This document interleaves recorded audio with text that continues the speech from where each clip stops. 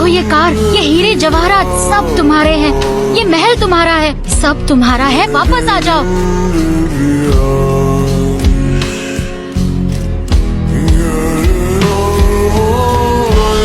रानी साहिबा, आपका बहुत बहुत शुक्रिया, लेकिन मेरे लिए सबसे बड़ी दौलत है मेरा दोस्त पतलू और मेरे फुरफुरी नगर के साथी।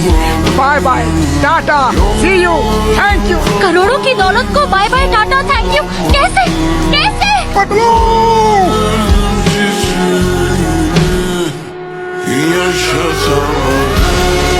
बस एक तू है जिसे दोस्त बोलता हूँ मैं, बस एक तू है जिसे दोस्त बोलता हूँ मैं, वरना साथ में ऐसे 50 बैठते हैं।